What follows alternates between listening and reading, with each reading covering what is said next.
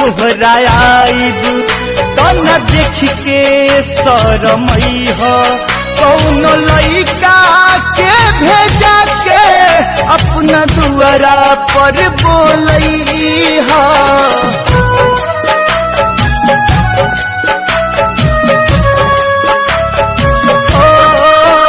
जब गाँव में तोहरा आइब तन देख के शरमई हो कौन लइका के भेजा के अपना दुआरा पर बोलई हो।